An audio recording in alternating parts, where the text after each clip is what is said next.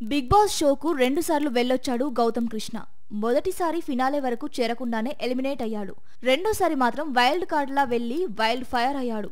Telugu big boss 8వ season లో first runner up గా నిలిచాడు. అతను హీరోగా నటిస్తున్న రెండో చిత్రం సోలో బాయ్. ఈ సినిమా ట్రైలర్ లాంచ్ ఈవెంట్ లో గౌతమ్ తన బిగ్ బాస్ సంపాదనను బయటపెట్టాడు. బిగ్ బాస్ షోలో నేను 10 వారాలున్నాను. అందుకు గాను నేను 30 లక్షలు సంపాదించాను. నా సంపాదనలో కొంత భాగం సమాజ సేవకు ఉపయోగించాలనుకుంటున్నాను.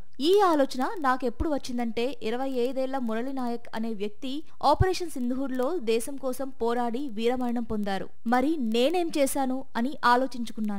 అందుకే సమవర్తి అనే ట్రస్ట్ ఏర్పాటు చేశాను. నా సంపాదనలో సగం ఈ ట్రస్ట్ కే ఇస్తాను. అలా బిగ్ బాస్ ద్వారా సంపాదించిన దాంట్లో సగం అంటే 15 లక్షలు ఈ సంస్థ ఖాతాలో వేస్తున్నాను. మొదటిగా మురళీ నాయక్ కుటుంబానికి 1 లక్ష ఆర్థిక సహాయం చేస్తున్నాను.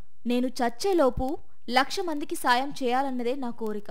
నేను నా మాట నిలబెట్టుకోలేకపోతే నన్ను ఏకిపారేయండి అని చెప్పుకొచ్చాడు. అన్నట్లుగానే మురళీ నాయక్ కుటుంబానికి స్టేజ్ పై 1,00,000 రూపాయలు గూగుల్ పే చేశాడు. సోలో బాయ్ చిత్రం జూలై 4న రిలీజ్ కానుంది.